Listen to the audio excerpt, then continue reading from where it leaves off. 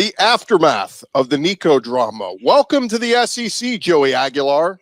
Time to get the squad together. You're talking ball with the SEC squad, sponsored by Game Time. From Alabama to Tennessee, from Georgia to Oklahoma, from Auburn to Texas, it's the local experts of the Locked On Podcast Network bringing you scoops, breakdowns, and the most comprehensive preview of the upcoming SEC weekend. It's the SEC squad, and we have a seat for you. Hurt feelings and thin skin are prohibited. Squad up, you're part of the SEC squad. That's right. Welcome into the SEC squad. Sit back, grab your favorite beverage, and join us as we're talking all things SEC. And welcome in our panel this week. We got our buddy Zach Blackerby, host of Locked On Auburn, Jimmy Stein, host of Locked On Bama, and John Miller, host of Locked On Mizzou. I am Chris Gordy, host of Locked On SEC. Welcome in, guys. And man, oh man, just a week ago, we were sitting here talking about the drama of Nico no longer being a Tennessee Vol, getting booted from the team by Josh Heupel, and now here we are a week later. Nico has found a home, and Tennessee has found a new quarterback in Joey Aguilar. I guess, guys, just open it up.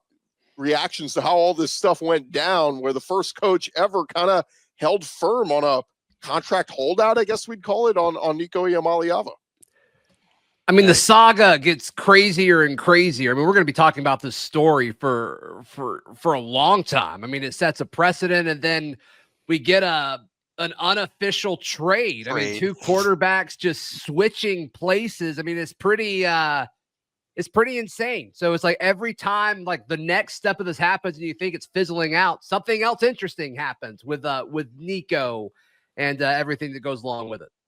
Yeah, it feels like Nico is almost the author of two of the biggest NIL stories in the entire NIL era. The initial story where he was paid and at the time what seemed a crazy amount of money out of high school to play for Tennessee, and then fast forward now demanding an even crazier sum of money that led to his heck, I don't know if you want to call it a dismissal or not, and then in one of college football's first ever trades at quarterback. Just Nico's name is going to be all over this NIL era. We'll see if the House settlement change it. Will what we refer now to as the NIL era sort of end with the House settlement, or is this just the beginning?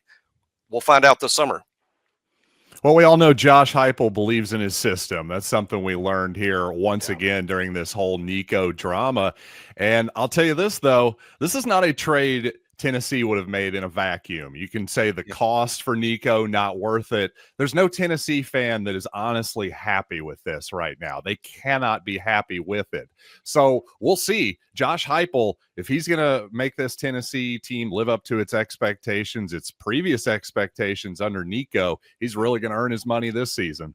John, I agree with you 100%, but I do think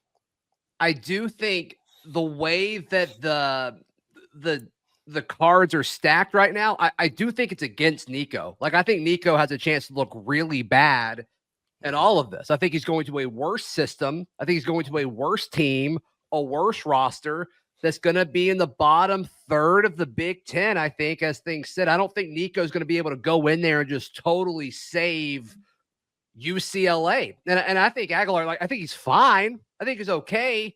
But I think Josh Heupel has made a lot of fine quarterbacks look really, really good. So to me, a lot of people aren't going to watch UCLA and a lot of people aren't going to watch Tennessee, but goodness gracious, aren't they going to compare their stats? And I think Nico is going to look bad because of it. Well, there's no doubt about that, especially if you're just going to compare traditional total statistics. The Heupel offense gives you all of that and more. And, I just think that I agree with what you say, Zach. I'll just point out that not only would Tennessee not have made that trade in a vacuum, obviously, to your point, Nico is worse off too. So, unfortunately, I don't think this is the greatest thing for college football beyond just – I don't know, the darn portal, it's going to ruin everything. I'm getting a little bit tired of that. This in particular, not really a great moment for the sport, just in terms of this. Is this better for football? I'm not sure that either team really got that much better. Hopefully UCLA did from their perspective, but I think Tennessee and Nico both lost here. Yeah, it's go ahead, Jimmy. I was say it's a really good litmus test, right? I mean, in terms of you got a really talented kid in Nico not surrounded by a great cast. Now you got Joey Aguilar, who I think we all believe is kind of a step down from Nico, but he is surrounded by some dudes and a good system. I think it'll be fascinating if Joey has sort of the big year and Nico just sort of, has to, plod through a pretty bad UCLA team. And at the end of the year, we're talking about how Joey's a better player. Was he really the better player? Or is he just in a better situation? It's just such a good litmus test for how much a quarterback can do for a team. And does a great team actually need, the 5-star plus quarterback to be successful?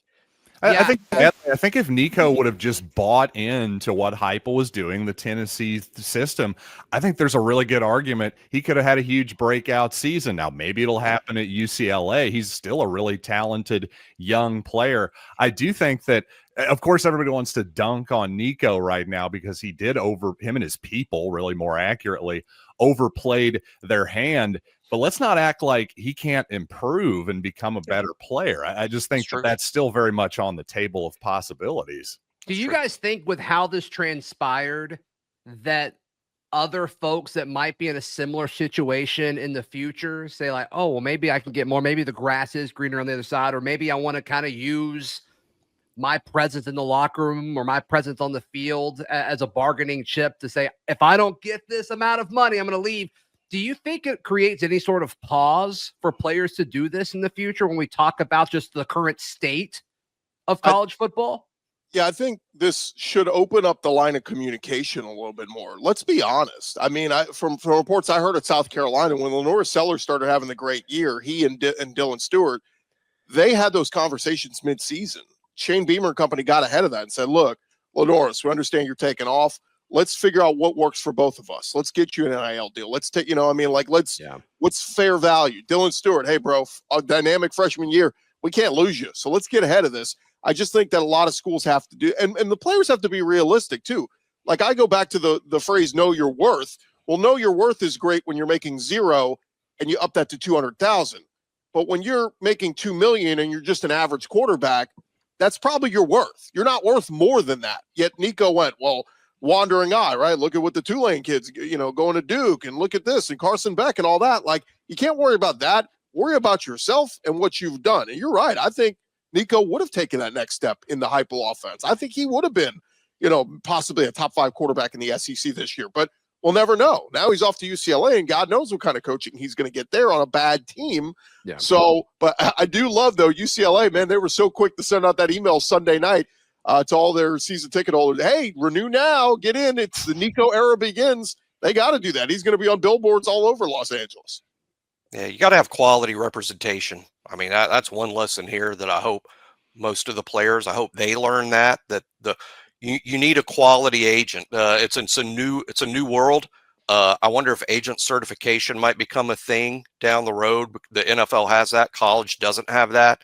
But I think the Nico case screams for all of these high-profile kids, top 100 prospects, 5 stars, 4 stars, quarterbacks at Power 4 schools. They need quality, experienced representation pulling the strings on these type moves.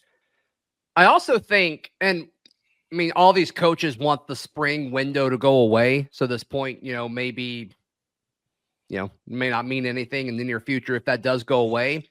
But if you're a quarterback and you want a payday, if that's the most important thing, enter the portal in December, because it seems like the money was way more abundant in December before spring. Yeah, that's a really good point. It's definitely a different market. And I just want to agree with Jimmy too on representation. I think in this environment, it's even more important for college athletes than pro athletes to have good representation now, because at least in the pros, you're protected by the union structure to some extent. Now, obviously you can still make bad decisions, but man, it just seems like the opportunities for corruption there are just really, really ripe. Yeah. It reminded me a little bit of, remember Vince Young when he got drafted, he hired his uncle, I think, as his agent, and everything we heard, it was just like there were bad decisions after bad decisions. And it's like, you gotta hire a professional if you're going to be, if you're going to be getting paid in the millions.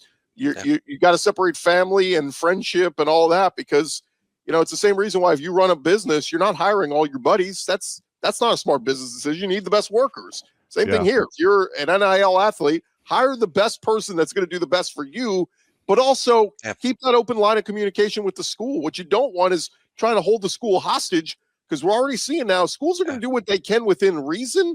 But if it gets too stupid, the demands, they're going to say, sorry, see you. Yeah, it's a baseball agent, not football. But hey, Nico, if you're going to pull a Scott Boras power move, maybe you should hire Scott Boras. I mean, what he was trying to do, or what they were trying to do, was just extremely aggressive, and probably could have used really good counsel there. Well, and I said this last week. It's like, if you're Nico and your number was 4 million, like I assumed when the report started coming out, they had that number ready from somewhere else. And clearly that didn't happen. Clearly they just pulled it out of somewhere. And I don't know if they saw the reports of the Mensa kid with Duke. Yeah, I think it was Mensa. I really think that's where they got the number. Or Carson Beck. Yeah. I mean, or Beck. Yeah. If he just saw other numbers, or if they saw, some of these 2 million guys is like, well, I went to the playoff, maybe I'm worth twice as much as them, which isn't the worst, train of thought. But to do this without having the deal already is, I mean, he got some really bad advice for sure. Yeah. Well, and it should have been, again, go back to the conversations with the school when they had these agreements where he's going to make $2+ million a year. I think you put in there a caveat. If we feel like we've achieved, like coaches get escalators. When a coach makes the playoff, he gets an extra $100K. Do that with the star player with the NIL deal. If I lead my team to the playoff, I get an extra bump in pay, right? The issue, and y'all correct me if I'm wrong on this, but that's performance based. You can't have performance based NIL yet. For some reason, I feel like it would actually fix a lot of things. I understand the thought process when they rolled out these rules, but now I kind of think that it would make sense. Put a BS reason. It'd be like if you get a 3.8 GPA, you get an extra $100K. Put something stupid. Or just do it unofficial, right? Like make it a 1-year deal, and then just say hey, obviously we'll if we do X, then we'll get you a new deal that might look like this. I mean, you could do it off the record, but yeah, I don't know. It's just it's a wild situation. Yeah, I can't help but wonder. I read a lot of comments of people saying, this should all be addressed in the NIL contract, because the NIL contracts as written now by the collectives are extremely player friendly, and there's not a lot of punishment for violating them. That's because it's the recruiting process. If a kid is considering your school and you hear, hey, don't sign with Kansas, they have a real punitive NIL deal that if you try to break it, they come after your parents' house. I mean, you can't put that in a recruiting document. You're trying to induce these kids to sign with your school. Therefore, they are very player-friendly type contracts, and ultimately, that's what has to be addressed, I think, post-house settlement. Well, let's hold it right there, guys, because coming up next, we're going to talk about enforcing an NIL deal. How about Madden? Iamaleava, the other Iamaleava. We'll talk about that coming up next. Back to the squad in just a second, but the NBA playoffs are almost here, and FanDuel is giving new customers an incredible way to get in on the action right now. When you join FanDuel and place your first $5 bet, you're going to get $250 in bonus bets if your bet wins. And you're going to love how FanDuel makes betting so easy, whether it's picking your favorite team, or you can dive into player props and get started with those and have some fun with 3-pointers, steals, assists. FanDuel, they're going to make it easy for you to bet your favorite player props, whichever way you want to go. And plus, also, after the game tips, you can even combine live prop bets into a same-game parlay for a chance to win big. Don't miss out. Head to FanDuel.com right now. Go claim your $250 in bonus bets today. That is only at FanDuel.com. And, of course, some future bets with college football you can also jump into. But remember, throughout those NBA playoffs, to make FanDuel.com your first stop. That is FanDuel.com. SEC Squad Show rolling along here. And today's episode brought to you by our friends at FanDuel. Want to remind you guys right now, new customers can get $250 in bonus bets when you place your first $5 bet and it wins over there at FanDuel.com. Guys, The interesting story to come out after all this was Madden Iamaleava, who we know was committed to UCLA, flipped around signing day to Arkansas, of all places. And lo and behold, we hear he enters the portal on Sunday. And I knew it right when I heard it. I said, he's following the brother. And sure enough, like an hour later, it comes out, he's going to UCLA. Well, the interesting part of the fallout, Arkansas Athletic Director Hunter Yurachek took to social media on Tuesday, voicing his desire to enforce agreements with student athletes in the NIL generation and basically saying, we had a contract agreement and he broke it. Should he be forced to pay back part of what he's been paid? Is he not due, obviously the rest of what he's paid? I don't know. There's a lot of different layers here, but the first time we're seeing an athletic director pushing back going, hey, we had an agreement. He broke it. Yeah, but the lawyer in me, prior to the sports media stuff when I was doing legal work, I mean, the answer to that question was ultimately in the document. I mean, That's what the court's going to, what does the contract say? We can't add terms or make up terms after the fact. The contract speaks for itself. And it really depends on what's in the Arkansas NIL contract. I mean, those are the terms. If there's not something that specifically addresses, hey, what happens if the player leaves before the term of the contract expires? It needs to be in the contract. If it's not, I don't think Arkansas or anyone else would have a lot of redress. I think to Jimmy's point there, and this might sound really naive to some people, and I don't want this to sound like a panacea, but I think as the money keeps getting bigger and bigger, well, you're going to see more and more protective contract language in there. I don't know, correct me if I'm wrong, Jimmy. That just seems like sort of a logical endpoint of this, especially if somewhere down the road, those big chunks of Disney money that all of our teams get every single season, if the players get some of their fingers into that pie as well, again, I just think more and more of this is going to get sort of inevitably more official and above the table over time. I mean, how many other ADs and folks who run the collectives are looking at this situation and be like, thank goodness somebody did this. Yeah. Thank goodness. Thank you, Arkansas, because I didn't want to do it first, but I'm glad you did it first. And now there's a precedent set. And I think Arkansas stumbled into a unique situation where it's like the public is so against the, I'm going to leave your name. And I think it's a perfect storm where Arkansas could be the first to do it. I think Tennessee could have done it as well. And I think it's not going to hurt you in recruiting because the court of public opinion is so real and so opinionated on this. Yeah, first bonus points to John for the word of the day. Panacea, a solution or remedy for all difficulties. I had to look that one up. Incredible. So smooth. Nice. The other part of this is, Hunter Yurachek singles out Arkansas Edge, which is their collective, which is who agreed to this deal. It kind of goes back to, remember Quinn Ewers? We kind of knew Quinn Ewers was going to go to Texas, but he ended up going to Ohio State anyway for that semester because they were giving him a truck, and he goes and gets his truck, and then lo and behold, transfers to Texas, and he got a truck out of it. So good for him. But it's going to be interesting, to John's point, on the revenue share deal, because this is now we're moving into the world where the players will agree with the schools on a deal as opposed to NIL and all that. So this will be very interesting, is if the school and the head coach is writing you a check for X amount of dollars. I mean, what happens when you renege that? I mean, it's, you pay it back. Is it, hey, you got to pay back every cent we gave you because you never played it down here? I don't know. It's going to be very interesting. I mean, to Jimmy's point earlier, I bet it's in the contract moving forward.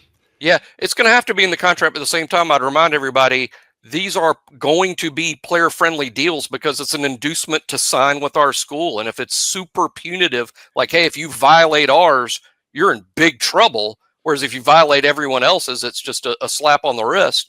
That's going to hurt you in recruiting. So it is an inducement to get players to sign. So I think these deals will continue to be largely player-friendly, but it does make all the sense in the world for there to be some sort of reasonable response for when either party breaches, because we are coming to a day when these kids get cut, and that needs to be clear. What happens to the players' rights when the school says, hey, you can't play here anymore, you're not good enough.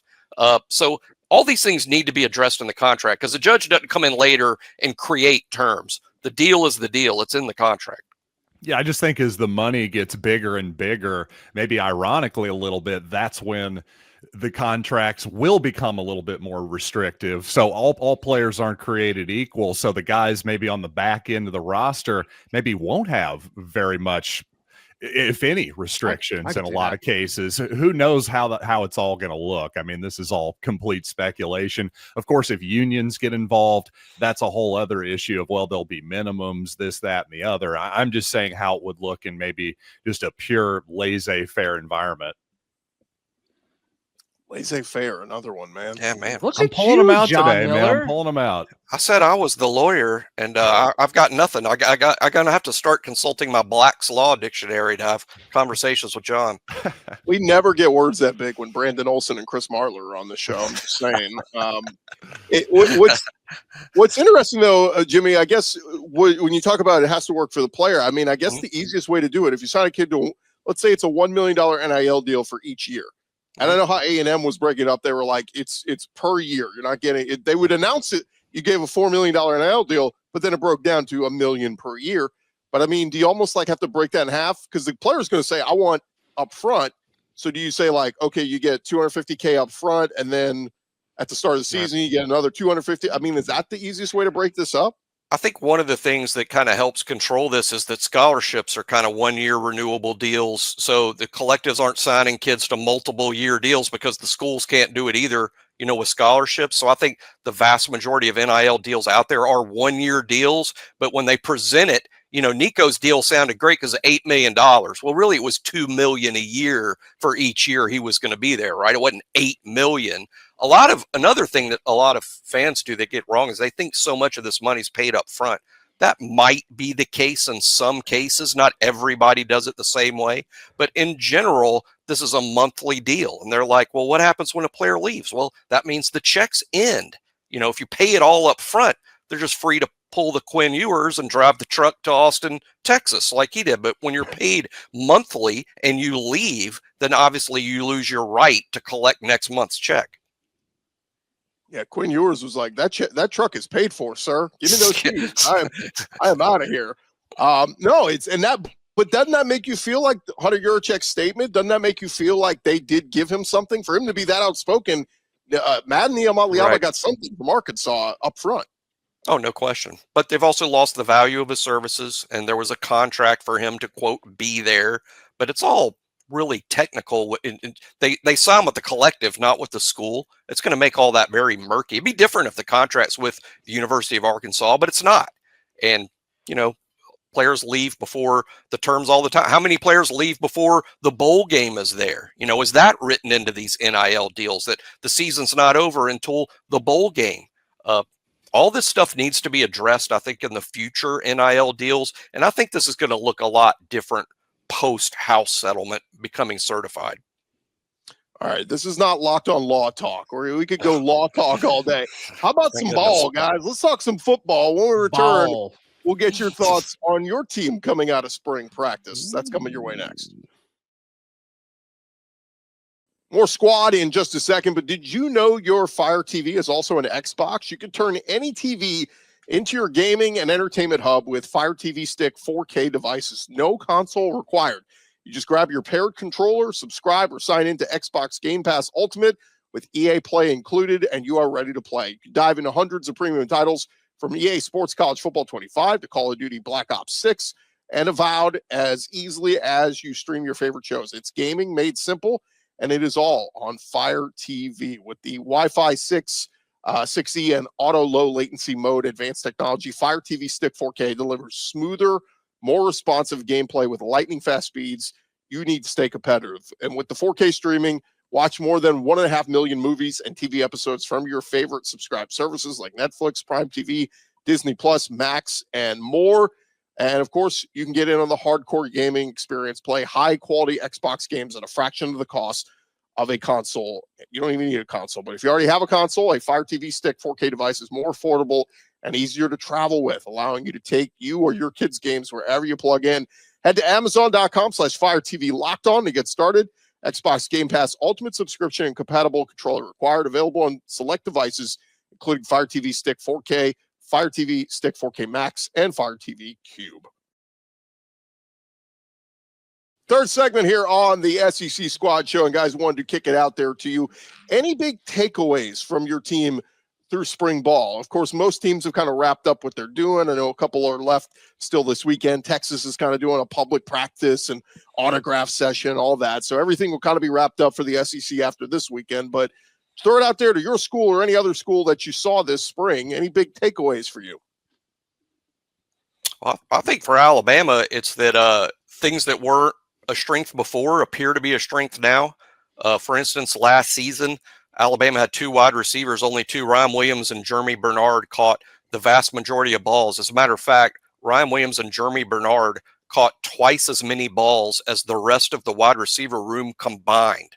So one of the things Alabama needed to do is have more depth at receiver and not put all of it on 2 guys. You become much harder to defend when you have to defend more players. So Alabama did develop, I think, a surprising amount of depth at wide receiver this spring, and what looked like kind of a problem for Alabama last year, really only having 2 dependable wideouts. Now you might have the problem of you got 8, 9, maybe even a full 10 guys that need to be in the rotation, but a rotation never has room for 10. Alabama's situation at wide receiver went from a little bit of a problem last year to what looks like a major team strength in 2025. Seems like the whole weird portal situation with Nick Saban last year, that 30-day window that was exclusive to Bama, seems like that should be a big deal, not having to deal with that this season for the Tide, right, Jimmy? Oh, well, I mean, the thing about that, and you don't know it until you live it. You don't know it till you're in it. But that particular, it's not like everyone else. We couldn't replenish those guys. You know, the players are free to leave, but the portal's empty. You can't just go replace them until the spring portal rolls around, and then you see who's available. But that's what's particularly punitive about that portal window is you can lose guys, but you're not really able to bring any in. Real quick, Jimmy, Lotzier Brooks, is that the kid's name? Yeah, Lots. Yeah, we go by Lots now, but yeah, Lotzier Brooks is his name. He had a tremendous fall. Didn't do much on A-Day, but in most of the practices leading up to A-Day, he was one of the talks of camp. Wasn't the most highly ranked or highly regarded guy in the class, but they're raving about him. He's going to be an outstanding player. Make sure you're listening, Zach. You need some Auburn corners to cover that guy. What's your takeaway on Auburn? Oh, well, I think that's a great segue. I think Auburn may have the best cornerback room in the SEC. I think they're absolutely loaded at defensive back. Nice combination of experience and just super, super talented blue chip true freshmen that I think are going to get a lot of reps as well. Just top to bottom, this Auburn roster, I think, is the best roster that Auburn's had since 2017. Of course, that team played Georgia and Atlanta that year. I have questions still about play calling. I have questions still about, the overall offensive identity. But I mean, to Jimmy's point, you talk about receiver depth. Auburn's got it. I mean, Eric Singleton, Cam Coleman. I mean, we've heard great things about the true freshman Sam Turner, kid from Atlanta. I mean, he's been exceptional. Horatio Fields, the big-bodied receiver from Wake. I mean, they've just got, so many guys that you have to respect as a defense in the passing game. So, I mean, this team, this roster, it looks really, really good. So, can they put it all together? John Miller, give us a thought on Mizzou. I've heard they're still doing some work in the portal, Mizzou. They are. They're really they're hitting the spring portal harder than I would have thought a couple weeks ago. But then Drinkwitz kind of gave us the hint that, hey, as many as maybe 8 guys they might swap out 1 for 1 here. And so far, I've liked what they've done. I definitely liked what they did a lot in the previous portal process, especially really shoring up the defense that was good last season. I think D-line Zoo is back. The thing that they did, the Gary Pinkelism from the end of his tenure when Missouri was made a couple SEC championship games. Well, they did it on the strength of their defensive line a lot of those years. I think their front 7 is loaded this season. I think their front 4 is loaded this season. If their outside corners, if their secondary can hold up, that could be one of the best defenses in the SEC. It's a good place to be good. Yeah, it feels like every time I've seen there's been some talk with the Mizzou D lineman, but really all the focus, John, is on Bo Prabula, right? Sure. You got to know how good Bo Prabula is going to be a quarterback. Absolutely. And I have fairly high hopes for Perbula. I like his skill set. The only thing that you worry about, obviously, he's a really inexperienced guy. He just didn't play a whole lot at Penn State, but I think the talent is there. I really do. Any other takeaways from any other schools, what we saw or at least heard coming out of spring, guys? I know Oklahoma had the big one, their big D lineman, Stone. He enters the portal on a Friday, and by Sunday, he's turned around and staying at Oklahoma. So that was a big one for them. But they make the big splash getting Jaden Ott, the running back from Cal, who Zach's very familiar with, coming over to join, their quarterback that they bring from Washington State. So how about Cal, by the way? Brian Harsin goes there and they lose like 15 running backs, 10 offensive linemen. I'm exaggerating those numbers, but goodness gracious, all these reports talk about how he's not a culture fit. I feel you, Cal. I feel you. Yeah, I don't think roster management is his thing, and it's sort of important in college football in this era. Seems like marriage management might not be it for Brian Harsin. I think he'd be either. a fine NFL coach, but when it comes to roster management, that is not his thing for sure. For sure. Gordy, I'm sure you want to talk about LSU. You want to talk about LSU for a second? How was their spring? From what people I talked to there, and by the way, I talked to people all over because I couldn't watch the damn spring games. I didn't televise them this year. So I'm used to taking all my notes and overreacting to what I see. Instead, I had to rely on eyes and ears of people who were there. No, from the people I talked to at LSU, they said Nussmeier actually didn't have a great day that day for their spring practice. And it was just a practice, but they said they'll watch LSU dynamic return game this year when you got Xavier Thomas, Barry and Brown, track speed coming over from Kentucky. Nick Anderson, we'll see what they do with him if he's just going to be their deep threat receiver. But they were saying watch LSU in the return game. They can be very dangerous there. And they think the defense got much better up front. They bring in Jack Pyburn from Florida. They bring in a DN, Patrick Payton from Florida State. So, look, for LSU, the expectations are there. Like, they have to make the playoff in year 4 for Brian Kelly to be successful. The other big storyline, guys, DJ Lagway at Florida. There was a piece written last week about he's going to eventually need surgery on that shoulder. Now, they think he can play through this year and do it after the season because they said he did that in high school. But that's just a big ask, and he has not thrown a football the last few weeks. They're blowing it off. Billy Napier's like, oh, he's going to start throwing here soon, and he's just fine. It's just precautionary. That's just something to watch because DJ Lagway is their meal ticket. If he gets hurt or misses any time this year, that might be it for Billy Napier. I'm Billy Napier, I'm like, what are you thinking right now? Like this guy determines if you're going to stay a head coach in the SEC or not. Like, why wouldn't you go ahead? Like, why would you risk that? Well, it's too late now. Like, if he has a surgery, he's going to miss. But they could have done it. They could have had it in December in theory, but yeah, I'll just say this. I was making a face for all of you who are listening to this on audio simply because just shoulders and quarterbacks, that's just not what I want to hear about. I'd much rather have an elbow injury with my quarterback. I can live with that. Like Carson Beck had a pretty serious elbow injury, Tommy John surgery, I believe, but long term, he'll probably be fine. If it was a shoulder, I'd be a heck of a lot more worried. But like you guys say, I mean, if he needed shoulder surgery, well, kind of too late now. And their schedule is just absolutely brutal. I mean, it's still the same brutal schedule. And when you hear Florida fans say, oh, that's no big deal. We played this schedule last year. Yeah, you were, 7-5, 6-6, 5-6. How many games did you lose last year playing this schedule? I'm not a buyer when it comes to Florida. I know a lot of Florida fans are. I'm more of a hold. I'm not so sure. And now with the Lagway shoulder situation, I just wouldn't be a buyer there. And like 6.5 their win total. For argument's sake, they are all saying it's no big deal. Nothing to see here. He's going to be fine. We're over exaggerating all this. But two things very quickly I'll add is, guys, last week, the big storylines I was hearing out of spring camps were Auburn and Alabama and LSU and all these schools. You know who I barely heard a peep out of? Georgia. Little old Georgia, just over there in Athens, just quietly sitting there as the SEC reigning champs, by the way. Like, don't forget about Georgia. They're still loaded. They're still going to have a say in all this thing this year. And then one more thing here, Jimmy. We heard all the stories about the autograph line for Ryan Williams, and it was out the stadium. Texas doing the same thing this weekend. What do you think that line is for Arch Manning? I got to think that'll be all the way to San Antonio. It will look like I-10 that runs through Texas. And I think when you pull into Texas and you're on I-10, right there it says El Paso 940 miles. That's what the Arch Manning autograph line will look like. Yeah. Look, time will tell if he's going to be awesome or not, but he's got the Manning name, so he's got the hype around him. So how long is an acceptable time to wait in line for an autograph? I've got different answers at different ages. I was just going to say, how old am I? At this age, yeah, very, very little.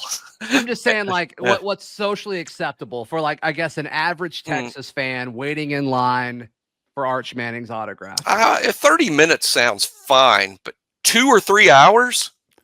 I think if you're